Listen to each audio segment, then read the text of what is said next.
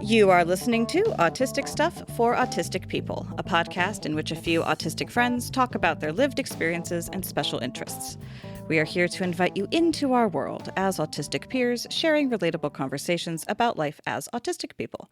This podcast is for autistic people and anyone that lives with, works with, or loves an autistic person. I am Aradia, and I am the Creatively Autistic Coach and the podcast producer for Fox and Raven Media.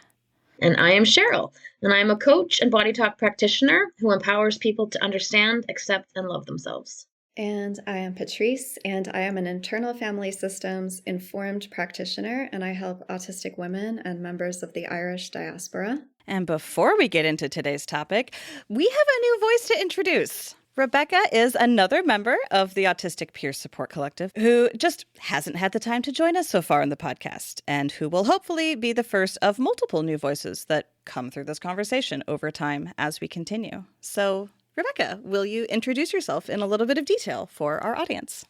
Hi, I'm Rebecca. I live in West Hollywood. I found out I was autistic 3 years ago. Before that, I just thought I was a jerk. And I grew up in a house marked by masking, alcoholism, and disconnection.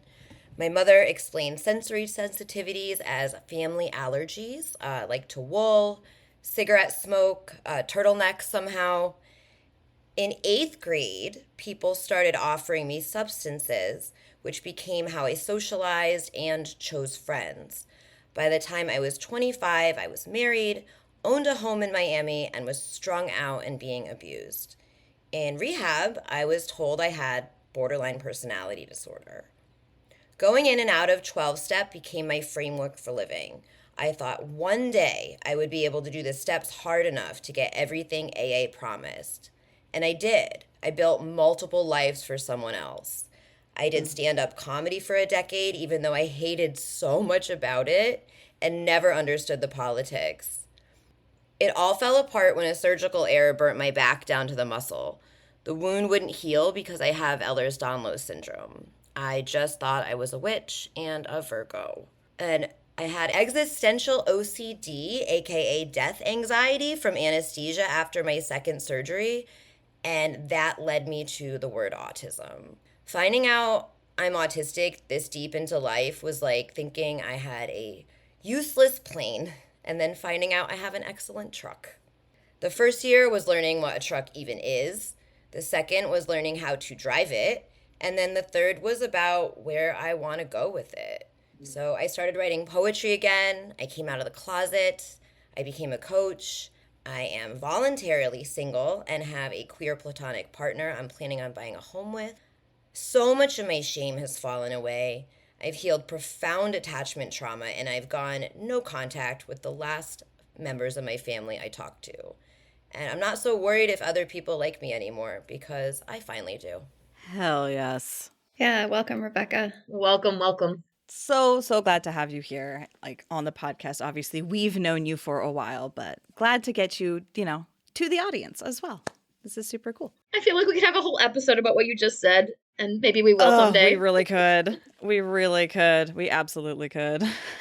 All right. So for today, though, we do have another topic selected, which we're actually going to record this and release it out of order because this one's actually timely to the time of year. So welcome back to another episode of Autistic Stuff for Autistic People. Today, we're going to talk about navigating the holidays. This episode's purpose falls into the lived experience and autism information category, and as I said, was suggested by the time of year. Holidays are generally challenging for autistic people. Even in the best of circumstances, it is a time of year with unusual rituals and sensory inputs, and it can also come with less ideal circumstances like trauma or just travel. Some autistic people have an overwhelming amount of family to deal with. Some love being in a full house. Others have an overwhelming amount of loneliness to navigate, while some are happily alone. Our associations and preferences are different, but it is universal that holidays throw up unique challenges compared to the rest of the year. Regardless of how you feel about whichever holidays are relevant to your personal experience, you still have to navigate the fact that our whole society will be bending into some specific holiday-shaped contortions for the next 2 months or so.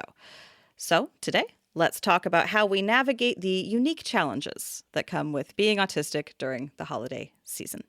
Well, I can start. My most salient item I wanted to share here is here in the United States, we have Thanksgiving coming up in a couple weeks, and this is the hardest holiday for me to navigate because the social demands are so normalized, and I really don't enjoy a big Thanksgiving dinner with a bunch of clattering silverware and people talking to each other. And I had several years where I was going to friends Thanksgiving because my family's on the other side of the country and it doesn't make sense to fly back for both Thanksgiving and Christmas. So I end up, feeling like the third wheel. And then, before I knew about autism, I felt so overwhelmed that I would end up volunteering to wash the dishes. And then I would feel resentful for doing other people's dishes and kind of white knuckling my way through a, dinner that I wasn't enjoying. So last year I didn't participate in anyone's Thanksgiving dinner, which felt better for my body, but also I got a lot of comments, from neighbors, like people who were like, but what are you doing? Like, don't you have somewhere to go? And I found that really hard to deal with too. So this year I'm kind of struggling with how I will spend the day. I'm thinking I might try to go away for a night or two just so that I don't have to even be in anyone's sphere who's going to comment on me being different. But then there's another part of me that doesn't want to have to do that, like doesn't want to have to spend the money to go somewhere to avoid other people's criticism. And maybe I'll just acknowledge I don't like being criticized for being different. And also there's a part of me that's getting more and more okay with it. So I think I'll stop there, but that's a big one for me. I like the time off from work, but often the holidays themselves bring different stressors. So that's where I struggle. I have so much Thanksgiving related trauma. Like, oh my gosh. Like, my mom used to always, it was like her holiday, and then it got taken away from her by the family because she would get wasted and talk bad about me to everyone. And that's why the family took it away from her for the, not even for the drinking, but for the like, she would try to humiliate me in front of the group. That was like her favorite thing to do. And then I smoked a joint at my dad's in college, so I was banned from his for like a decade. So I was desperately trying to get back in there, like that would fix something inside of me. And then I was going, like Patrice said, going to friends, but like I'm friends with one person and they know everybody else because that's how autistics do it. It's like I have a friend and they have a group of friends and I'm just on the edge, and that didn't feel great. I went to like a sober group one year. Everybody had gone to the same rehab except me, same thing.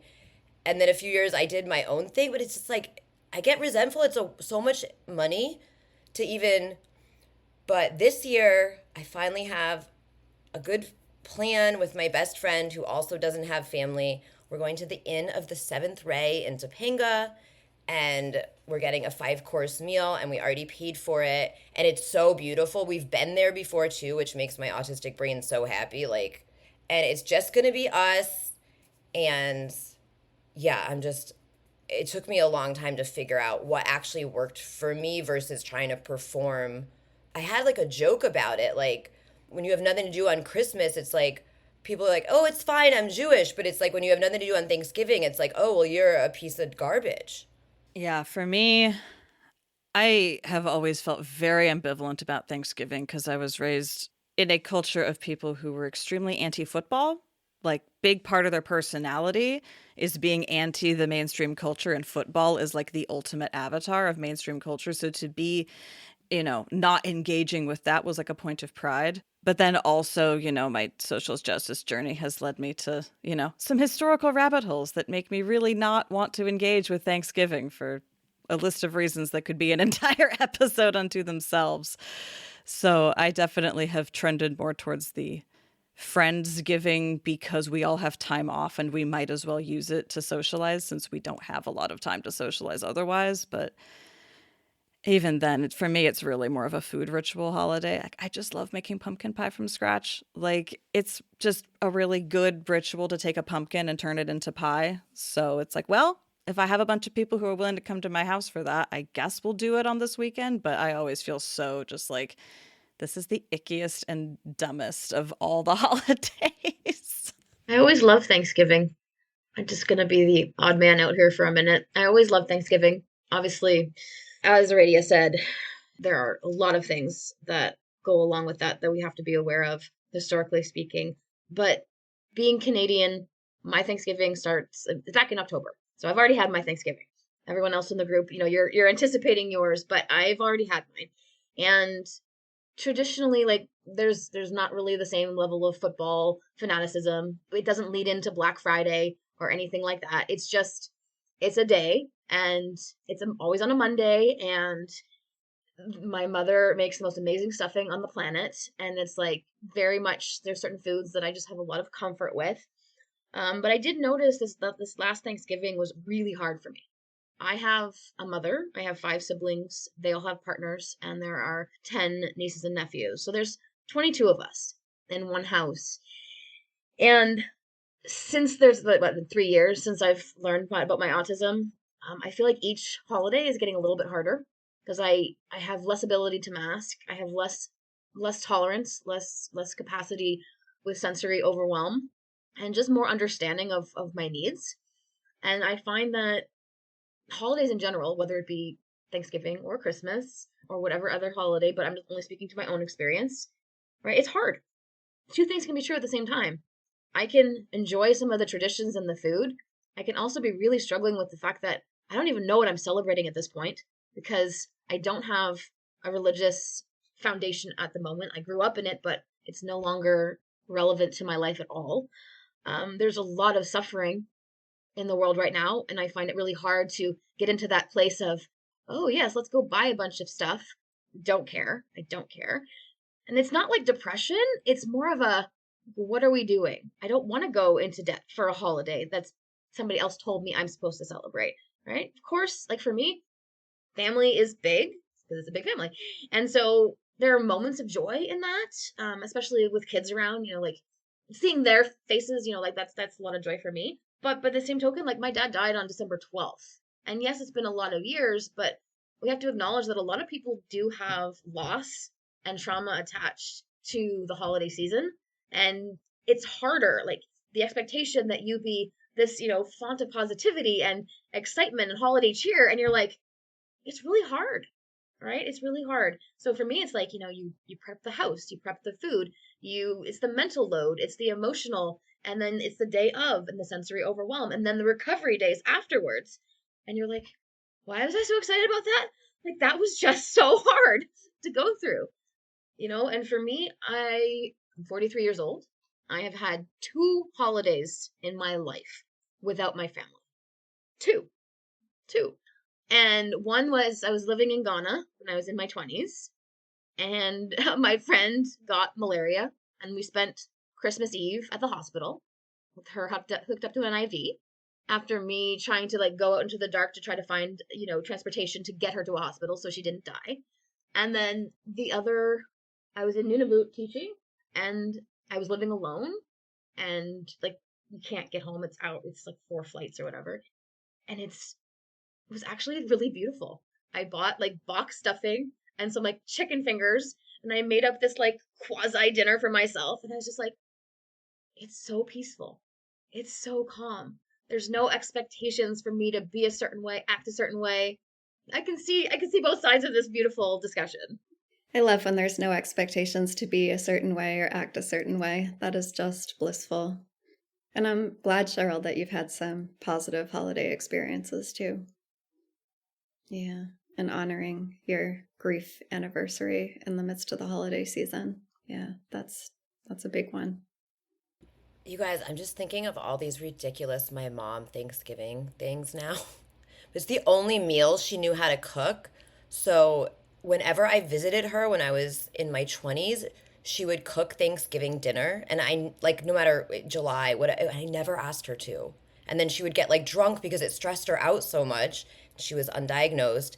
And so I would show up, like, from Florida, and there would be, like, pots boiling over. She'd be like, shh, I'm not drinking. To my stepdad would just pretend she wasn't. It was so wild. One year I went to spend Thanksgiving at a boyfriend's I had just broken up with because she got so drunk and fell down the stairs, and he called the cops because he was there. And when the cops came, she told the cops that it was his fault. And so they almost arrested him. But what she meant, it was his fault she was drunk because she had invited him to move in, and then they decided he needed to move out when he didn't want to like talk badly about me with her. Like she got pulled out in a stretcher. I left work. I didn't go to Black Friday. I lost that job a few months later. I remember I picked her up at the hospital and she had no shoes on. And they're like, we've told her about AA. And she's just like, I only had one. And like they could hear her. She was like fake whispering. And her main concern was like we had to get to the fish market because she'd ordered jumbo shrimp for the cat for Thanksgiving. Because the cat Thanksgiving was like the most important thing to her, which like I kind of get, honestly. So we got there and it was closed. And that's when she lost it because it was like, that was the problem she thought that she had. But I did have a nice Thanksgiving in upstate New York with my ex-boyfriend's family. What made it nice, Rebecca? I think that just anytime I was around family that was nice to each other, it was just like I was like, oh, this family actually acts like they like each other. They're not nasty to each other. I'm not worried. In my family, if you leave the kitchen, now you're the topic. So I'm not like, and also I got to drink in the morning because autism is not the only thing that runs in my family or falls down the stairs, really. People being nice can make a big difference for sure. I'm glad you had that. I'm just thinking like navigating the holidays, have family that's reasonably nice. Step one. Yeah. That helps. That is a real That help. helps. Yeah. It does. But you know what? I will say this, as much as I'm very lucky. I'm going to say it. I'm very privileged. I'm very lucky. My family is amazing.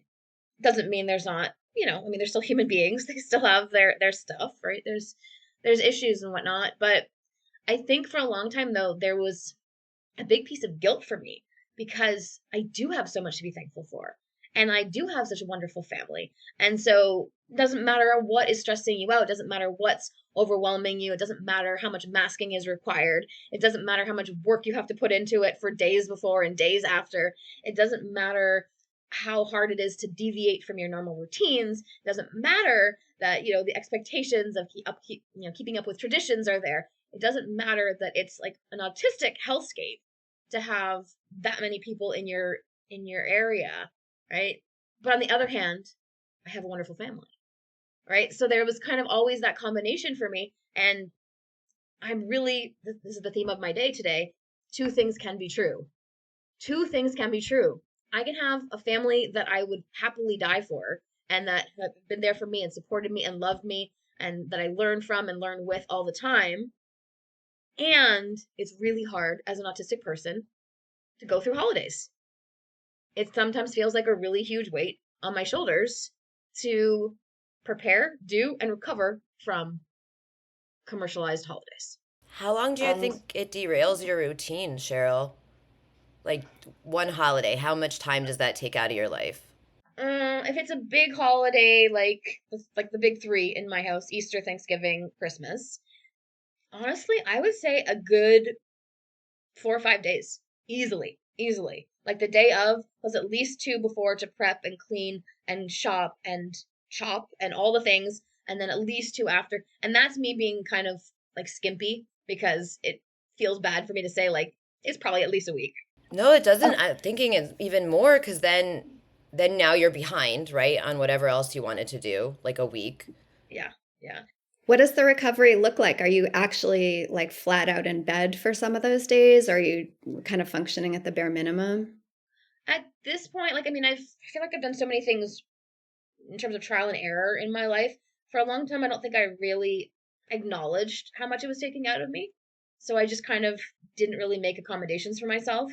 Now it's like, well, the day after is like a pajama day, right? It's just like I'm not scheduling anything. I get up when I want to get up. And ideally there's leftovers because I'm not prepping anything. And nobody's coming into my space. Like the guests were yesterday. Like this is a no peopling day.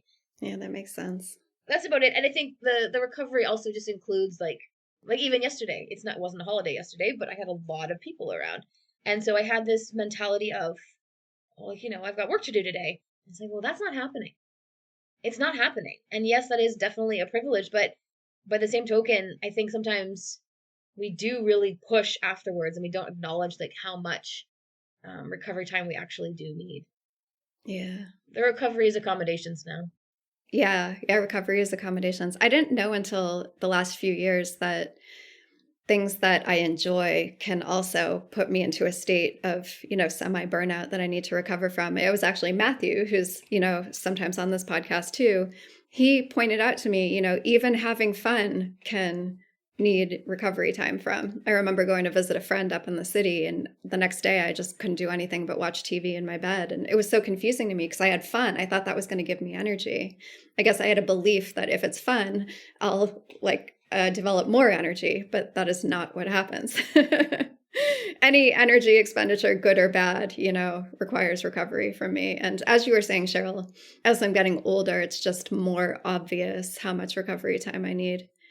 I can't pretend I don't need it like I maybe could in my 20s and 30s. I want to throw a fork in the road and talk about it's kind of been mentioned already, but doing a holiday just for yourself at home without all of the obligations. Because I'm just looking at the, calendar of the thing. Okay, next for me would be Hanukkah. Hanukkah is a holiday that I have celebrated my whole life, but it's always been so low key. It's so chill. There's basically no undue costs associated with it. It's always just been this small little ritual that's very cozy, very low effort, and just provides reassurance and comfort. And there is some latent intergenerational trauma associated with being Jewish in the United States and all of that. So I do tend to think about a lot of that. But that's a holiday that I look forward to and put a lot of mental energy into making sure I have the one box of candles and I've cleaned out all the wax from, the candle holder from the Hanukkah. I learned that word last year. But that's, to me, another aspect of the holidays is that inward turning private ritual. Because, yeah, there are all the big external social things, but there's also the concept of a holiday that is really, really small and cozy but also changes the headspace inside your house. And I was raised also very pagan. So the whole concept of we need a festival of lights. It's the dark time of year. We need to call the sun back. We need sparkly, twinkly light things. And so I just love the ritual of fire. Let's just have a week plus of little fires. And that to me is rejuvenating. I know a lot of people, there's a lot more you can do with Hanukkah, but for me, it's always been so private. You were talking, Patrice, about, maybe going away and doing a thing and not being around. Or Cheryl, you're saying you've had a holiday at home that was just yours. For me, Hanukkah has always been that holiday. I'm so glad you brought up Hanukkah because I've enjoyed it the last few years, but this year what I'm giving up is being weirdly Jewy about. I have got candles too late a few years ago and I hate them. They're beeswax and rolled around, but I won't get rid of them and get candles that have a texture I would prefer. I hate putting them into my Hanukkah because I don't like the way it feels on my finger. I don't like them. And then I wouldn't throw them away, which is so weird. And then because of the ADHD thing, I never remember every night. I'm going to miss a night. So this year I'm coping ahead, and thank you for bringing that up. Where I'm throwing out those candles after this podcast. I'm going to buy candles where I like their texture, and I'm just going to plan in advance to forget a night or two, and to maybe some nights I'll be on the wrong number. That's usually what I do. Totally. I love that. Planning ahead. Love it. But I think, Aradia, you mentioned something really, really important that actually it's throwing me off my own, I don't know, assumptions and expectations a little bit here. This idea of holidays being internal, right? That's never, I don't think that's ever been my experience, aside from the exception that I mentioned. Because when I literally lived in a community of 3,000 people and you can only get out by plane. It was literally, there was no choice. And it was delightful. And it actually felt divine. I was just yes, I knew my family was having Christmas dinner back in, Ontario. And I was sitting there with my meal that I'd made with my own two hands with the help of some boxes of stuff. And I even remember the series that I was watching on Netflix, right? And it was so good. And I was just and Northern Lights were really common up there. And, just this is for me. This is mine. And I don't really, the thought of actually doing that because I'm choosing it, that actually causes some panic for me, right? You talk about navigating the holidays. Part of the holidays for me is expectations. This is what we do. These are the traditions. This is just what we do, right? And so, like, for example, this year we've decided, instead of doing all of the like the turkey and the all of the regular things you might expect at a Christmas dinner, my mom said, we're gonna do lasagna. We're just gonna make trays of lasagna and some salad, and people are just gonna eat that, and it's gonna be great. And we're gonna focus on each other instead of being in the kitchen forever and ever. I'm like, great, that sounds wonderful. And like nobody's having a problem with it. So it's not that we can't make changes or that we don't, but when you said holidays being internal, I'm like, there was something that kind of like was in my being going like, oh, that sounds wonderful. Like, I wonder what that would look like, right? If I was designing a holiday for myself, not that was commercialized, not that was told me from like all my years growing up, but like if I was designing a holiday for myself, what would that look like? Right? And I think that's a really cool question that we can, each of us internally, discuss with ourselves. But like, what would that look like? How could we celebrate not some commercialized ritual, but like some sort of internal celebration or an internal ritual? That sounds amazing. I love it. And now I have to think about that. I'm glad I could throw that out there. Yeah, like I'm not celebrating genocide, but I will be celebrating what I have to be grateful for this year. And I can't believe I forgot this, but has brought me so much joy. And I have a friend who doesn't know what he's doing for Thanksgiving and can't make it home. And I suggested this to him as well. I like to volunteer on Thanksgiving, and I wonder if you might enjoy that, Patrice. I work with the Hollywood Food Coalition, and I'll go for a few hours, and people have joined me before, and it doesn't interfere with if you wanted to go to a Thanksgiving, but I'll be doing that this year. And in addition to my Topanga Canyon twinkly lights in the treetops plans. And that I find extremely rewarding because like feeling useful is really important for me, and it's humbling, Yeah. Yeah, thanks, Rebecca. I like in theory that concept of volunteering, but my sensory sensitivities make most volunteering opportunities a bit more challenging. So I've had to take those more seriously lately too. I do, as Cheryl was describing that lovely, scene of a Thanksgiving alone. There was one Thanksgiving I had several years ago before I really experienced an intense burnout, and I did a 4-hour hike with a friend, and we'd had some catered Thanksgiving food, and it was raining in the evening. And I just loved the rain in the evening because it made everything feel a lot more contained than typically holiday energy feels very chaotic to me. I think my ideal Thanksgiving would be a recreation of elements of that day. I don't always have the energy for a 4-hour hike these days, but, living within my window of tolerance, perhaps at least a 1-hour hike might make it a little bit of an easier day. Oh man, you're talking about sensory sensitivities. My biggest issue with the holidays, it's not the social expectations of my family or friends. It's dealing with all of the scented products that this bonkers capitalist world insists need to be forced down everyone's throats, ear, nose, and throat. Like, just so much artificial cinnamon. So much artificial cinnamon. Oh my God. On the other hand, I do love the smell of a Christmas tree. Like an actual Christmas tree. I live in Oregon. I live in Christmas tree country. I have real Christmas trees.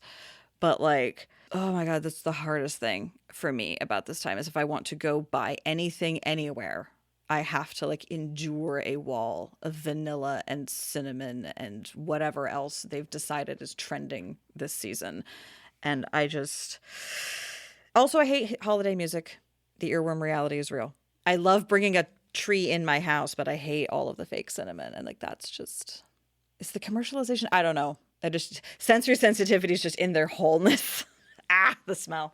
Yeah, there's a grocery store near me, which last year had these wreaths that were scented as cloves and cinnamon. And yeah, I could not go in the store because it was right at the entrance and it was so overpowering. It was actually, as we say, these sensory sensitivities can be really debilitating. I could not enter the grocery store because of how powerful it affected me. So yes, a real reality. Yeah, the doors open and it's like this like billowing wall of smell. Wafts. I have to run to the other side of the street now. Yep. This has reminded me of all the years that I spent in like retail and sales and working at the mall. And I've worked at a few different stores in my day. being, friendly and perky for many, many hours in a row, being of service to many, many people who are walking through the door. And as hard as that is on a good day, the holidays are not the good day when it comes to working at the mall. And, I'm getting all these memories of the music and the scents and people coming in with that rushed, frenetic energy of, like, I need to get a gift. I need to find that last minute thing for that person, and kind of going home and crashing and then getting up and doing it again. But even like just working late on, Christmas Eve. And then it's like, then you have to kind of go, after taking care of all those other people, you go to your family functions or friend functions, and you're like, I'm so exhausted, but I'm going to put on a happy face. And it's like, yeah, it's a sensory nightmare. It's a sensory nightmare. As much as like there are some nice scents, like you've all said, different scents that you like, but yeah, we have to acknowledge navigating the holidays also can mean working through the holidays. And as much as, when I was a teacher, yeah, sure, I got that a couple weeks off, but there's many types of jobs that you don't get to do that. And when I was in retail, I certainly did not. I had to work the holidays. This conversation is just making me so much more aware of the increased hazards to being a disabled person around the holidays, and the increased demands and the increased ways in which we need to, avoid and take extra care to stay within what is tolerable. Yeah, I'm just having a lot of compassion for, added hurdles in a lot of ways to managing our systems during the holidays. And if traveling is expected of you to get to different cities or even countries, that's another thing to really, we can talk about here as well. Like, just the thought of having to walk into an airport at the holidays, sends me into like hives. I just, just the crowds and the rushing and the pushing and the stressing and, getting to places on time. That's a lot. That's a lot for a lot of people. You guys, I think I'm going to bring my own spoon to Thanksgiving this year because talking to you guys, I'm like, I'm allowed to do that. Who cares if the waiter thinks I'm weird? The therapist who diagnosed me said you only need to be normal to one person that you live with. And, I have my one friend that is my person, and which is so nice. And even if I lost them, I'm my one person. And I have a really good spoon. It feels really good in my mouth. And what if I don't want to think about, what if I go to Thanksgiving and they try to make me have a big spoon? I'm not down with that. Just clanging it around in your mouth. No, thank you. Give me an espresso spoon for my soups. Thank you. No, I have the perfect spoon. I'm going to bring it. I'm going to bring my spoon. What are they going to do? Stop me? What a great accommodation. And I agree with you. It makes such a huge difference. The silverware that I'm eating with can really make or break a meal. Absolutely. 110%. Yeah, I'm not even sure. I was thinking about this recently. For a few years, I made this like kind of big production to like in my head, like get people off my back about loving Christmas movies. And I have this is my Hallmark Christmas movie shirt, but I'm not really sure if I do or not.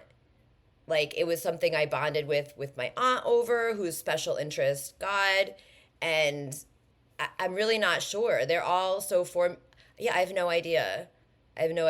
Like, outside of the performance of, don't you worry about me, you guys. It's okay. I don't need a family. I have the Hallmark Channel. I didn't put up a little tree last year because I'm like, why? It's such a pain in the butt. Oh my gosh, the needles. Talk about sensory sensitivities. The needles make me itchy. Even just putting the ornament, like, why did I even buy these ornaments for like some person I thought I was supposed to be? Like, I have like a Biden one thing. Well, he was like a bowl of oatmeal. Like, that didn't age well. But yeah, it seems like a waste. And then I have Christmas lights, but then I got to take them down. What if, I don't even know. I'm not really sure what I want to do about Christmas this year. I have worked on Thanksgiving before, which I would enjoy, but it's weird because it's always like last minute somebody, I don't know, I waitressed on Thanksgiving, but then I also worked one-on-one with other autistic people that maybe didn't know they were autistic last minute on Thanksgiving, and it was more like crisis, like, oh, I dumped my girlfriend yesterday, Are you available, to meet with me? Oh yes, the holiday relationship strains. That's great and fun. I mean, that is like a thing statistically, right? Like the holidays like the worst time for breakups and stuff. I think like Christmas is like the most, or the day after Christmas or something like that. I've read this somewhere. Especially when you're planning to break up with somebody or you really want to break up with somebody, but then you say, oh my goodness, it's the holidays. I better just shove this down to the depths of my soul, get through the holidays, and deal with it in the new year. But there's always a holiday. And sometimes you gotta just rip that band aid off. But I love how you guys are talking about like accommodations for yourself during the holidays. And I think this is something that, a lot of listeners would probably really benefit from is giving ourselves permission to make accommodations for ourselves. And that could mean saying, no, I am not going to get on a plane and travel to X, Y, or Z. It could mean bringing a spoon, right? So you're not faced with that. Ugh. It could mean, bringing headphones, even though it's a family gathering, saying, you know what, I need to go find a quiet corner and take 10 minutes because I cannot actually hear any of the conversations that are happening right now, right? There's so many possibilities. So is there anything else that's really worked for you guys in terms of accommodations, whether it be internal or, external? Well, just as you're speaking, Cheryl, because we've talked so much about expectations around the holidays, it might be scary to think about making changes yet because there is so much external pressure. So even just becoming aware of what doesn't feel good could be a huge step, even just noting to oneself, I actually don't like being at a table full of people where I can hear people chewing and the conversations are overlapping and I don't know when I'm supposed to enter, what I'm actually supposed to say. Even just noting that might be enough for now. And then there might be people who are feeling like gung-ho, like I'm ready to sit in my home alone and watch movies all day and be totally happy about it. There might be a full range. Because I know for me, it's taken a while to even identify what wasn't working, what I didn't like, and even just give myself permission to be honest with myself. Giving ourselves permission is so challenging, I feel like, as a late diagnosed autistic person. But then when you do something and like nothing bad happens, it's like today I left a 12-step meeting early because I wasn't enjoying it and nothing happened. But you bring up such an important point of like micro accommodations. Can you like build that with yourself? Like, what if somebody listening that maybe has to deal with a family thing and doesn't feel like they can just go hide out in their room or go hide? What if you could just stay in the bathroom for an extra 2 minutes and scroll your phone? Let everybody think you're making a duty. It's okay. Maybe make a duty. And I mean, not that you're going to be that relaxed, but these little, or like, what if you leave the Friendsgiving when you first start wanting to, instead of somebody has to be the first person to leave and you're giving everybody else permission, rather than, I don't know if you guys get like this, but I feel like so much of my life has been forcing myself to endure things that I thought, and I really did never have to. Yeah. Who says we have to? I love that, Rebecca, so much. I'm like literally doing cartwheels inside. Like, yes, yes. I mean, easier said than done. We all know that. But this reminds me of a quote that I read recently, and I took a screenshot of it and I've written it down and I would love to share it with you guys. I found it on Substack. It's attributed to somebody named Mark Groves. And the quote is, "You have to be willing to be disliked to be yourself. Anything else is codependency dressed up as conscientiousness." Drop that mic. I'm just going to let that sit for a second because I am not preaching to anybody. I am preaching to myself.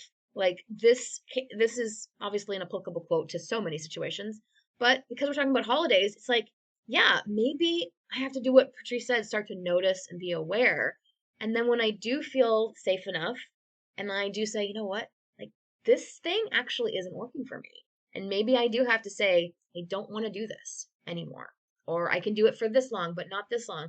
And there's such a feeling for me, that terror of being disliked, that terror of not even just disliked, but like perceived incorrectly, that I am not a good person. I'm not a good family member. I'm not, showing up the way I'm supposed to. Even if it's just in my own mind, right? There's still that really I don't care if it's in your own mind, it's still real, right? And I think a lot of us have, as autistic people, have dealt with that. Like, is it just sometimes easier to do what's expected of me than have to deal with all of the inner fear and guilt and shame around saying no and actually acknowledging that I want something different? And I feel like the holidays are a really interesting time where that kind of comes up to the surface for a lot of autistic people. Like, what do we really want here? And for a lot of people, it's like, yeah, maybe you don't want to go to 4 different, holiday parties in a weekend. You know what? Maybe that's too much. Maybe you just have that one that you really love to go to, and the rest you do want to be in your jammy jams. But getting to that point, that takes some time for some of us. Yeah, no, so many thoughts, so much nodding. The giving your friends permission thing is so real. Like just modeling that.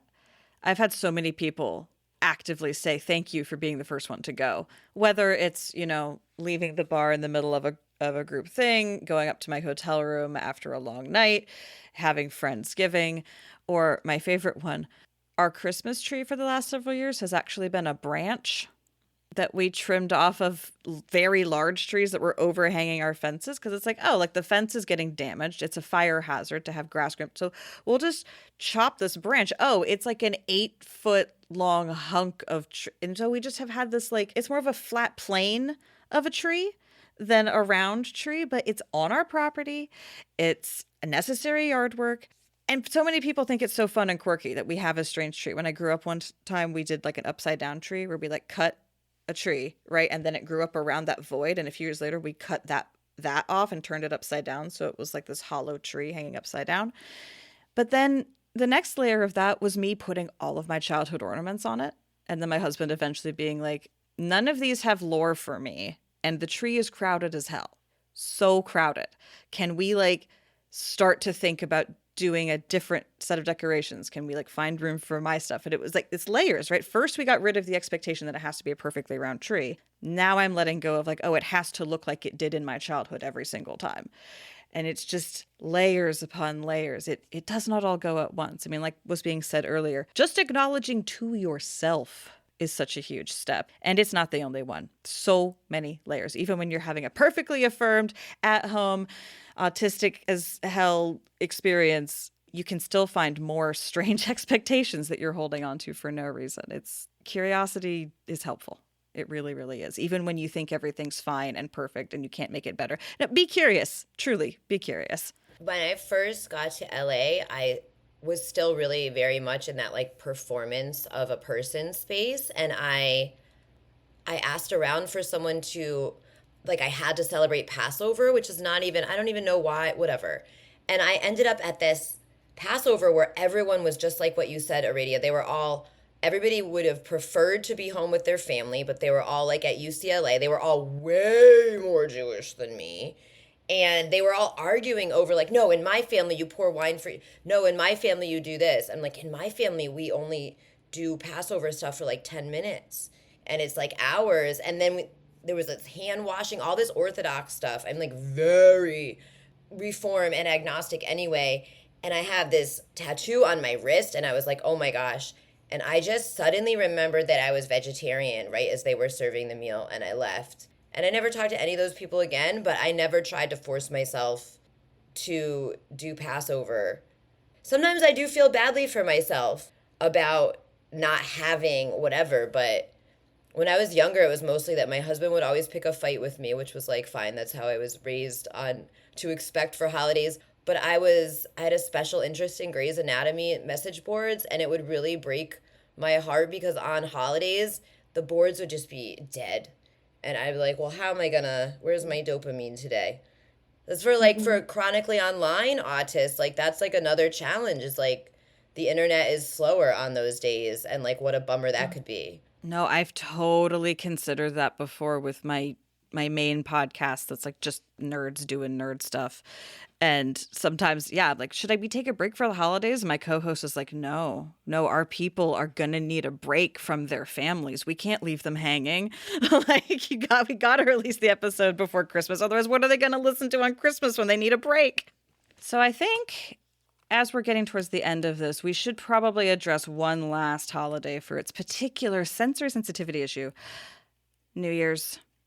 Like the fireworks, the staying up late to scream and be loud, and the expectation that you have to stay up until midnight. That's the one that I think, because it's like the least, I don't know, I wouldn't say the least commercialized, but in my family, it was the one that we had the least angst around rejecting. um, and yeah, I find that the older I get, and I know that I think, the baby of this group, but the older I get, the less I feel like staying up till midnight. But there's this really heavy expectation that you're supposed to stay up till midnight. And if you don't enjoy going out to like do the fireworks and the screaming, then like you're not New Year'sing properly. And that's such a sensory nightmare for for us. Yeah. Most of us anyway. And the pressure to drink. You know what? I think because I started entering sobriety in and out like at a pretty young age, I got over that. But also, what's great about living in California or Oregon, as you do, Aradia, is that I can celebrate East Coast and watch the ball drop, and I'm in bed at 9 p.m. on New Year's Eve because it's midnight somewhere. Well, being on the East Coast, I can't. I respect that. I know it's true. Honestly, my thing is we've started doing like just something during the day on New Year's Eve. So like New Year's Eve day, we'll just have like a game afternoon, and then everyone can go home because I don't want you here past a certain time. And maybe I'll watch a movie. Maybe I'll watch some of the performances, but probably not because I don't really care. And yeah, I agree with you. New Year's, depending on how you grew up, there's maybe less, charge around kind of saying, yeah, not really my thing. I don't like fireworks. They're too loud. They're too much. I just, like some snacks, like some food, and I like spending New Year's Day doing nothing. That one, I guess maybe it's easier to kind of turn into our own for whatever reasons. Sounds like we've all kind of managed to give up some of the expectations around New Year's. Well, yeah, New Year's resolutions too are give me so much PDA. I'm never going to do that. Like, Yes. if I write New Year's resolutions, like if I'm like, oh, I want to lose weight, well, guess what I'm going to do immediately is eat McDonald's.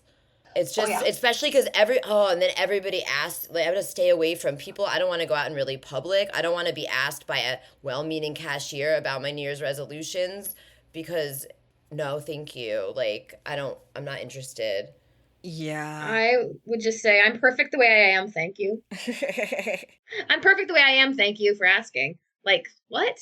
It's just so weird and arbitrary. Like, I don't get it. I used to do it and then it's like, what? It's just a built-in way to feel bad about yourself. And then by February, all the neurotypicals have given them up anyway? Like, what is even this? Yeah. Yeah, learning about PDA definitely helped me like frame why New Year's resolutions pissed me off so much and didn't feel practical. Like learning the PDA framework was like, oh, that makes sense. Cool. I'm ditching this entire thing. Good. I am done with all of that nonsense. But I think learning about my natural cycles and rhythms also helped kind of blow that out of the water too. Like, why are we picking the darkest time of the year to make all of these massive changes? Like, this is a time for me to go within, really like nurture self-love, compassion, etc. Maybe when spring comes, okay? When all the lovely little plants are starting to grow again, maybe I will emerge from my cocoon as well and start making positive changes. But honestly, if we just focus on caring for ourselves through all of the holidays and in between, right? Maybe we wouldn't feel the need to go on some massive, I'm going to make these resolutions. Like, if you're caring for yourself with compassion and, curiosity, and you're addressing your own needs on a day-to-day basis, maybe some of these holidays wouldn't feel like, climbing Mount Everest.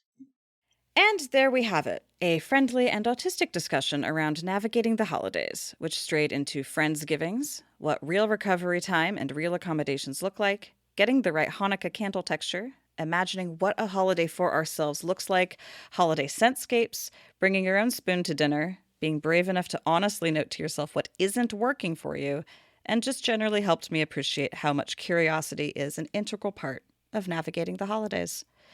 As a reminder, we are all peer support coaches within the Autistic Peer Support Coaching Collective, offering a variety of free and paid intentionally autistic spaces. You can learn more and follow us at our website, autisticcoaches.com. You can support us by sharing the podcast with your friends, peers, and anyone who lives with, works with, or loves an autistic person. And maybe my New Year's resolution will be to get a Patreon started so that you can tip us for our shared wisdom. But for now, stay tuned. Thank you for listening to us talking about autistic stuff for autistic people. New episodes come out on alternating Mondays. Keep the conversation going on our Blue Sky feed or send us your constructive comments and feedback via email at autisticstuffpodcast@gmail.com. Until next time, good luck with the holidays.